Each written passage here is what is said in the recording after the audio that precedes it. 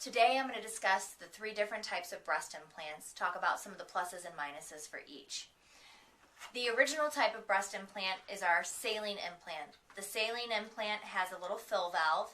This fill valve allows for the surgeon to fill the implant during the time of surgery.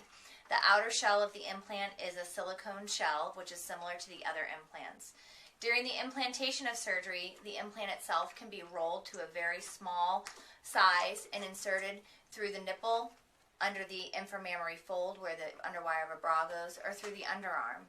Some of the pluses about saline is that you can get a very small incision. It's very, very safe if the implant were to rupture as IV saline is placed in the implant.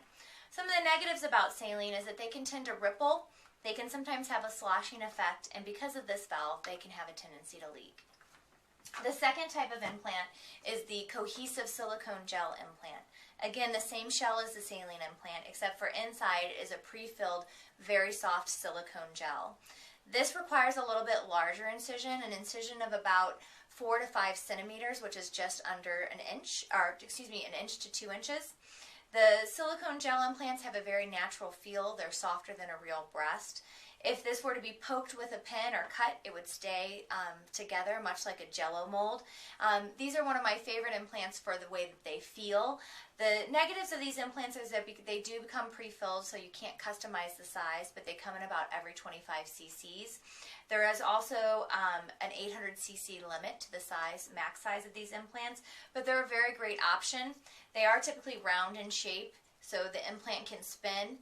There can be some rippling in this implant as well, especially if somebody is really thin or if somebody is a breast cancer survivor. The most recent type of implant to be released is the 3rd generation highly cohesive or form-stable silicone implant. This implant has a textured shell. It is shaped much like a natural breast from the side, and also with it being wider in the middle portion and the bottom portion than the top portion, again like a natural breast. One of my favorite things about this implant is that form-stable doesn't allow for any rippling or wrinkling of the implant, and that it does give a little bit more of a natural look if that's what you're going for. Again, the negatives of this implant is because it's so much firmer than the other implants, some people don't like that firmness. It's more of a youthful breast feel. The other thing is that this requires a minimum of a 2-inch incision, 5 to 6 centimeters depending on the size of the implant. This implant, because it is shaped, also has about a 1% chance of turning. If the implant turns, it has to be replaced. So there's a quick review on the 3 types of implants that are available for patients.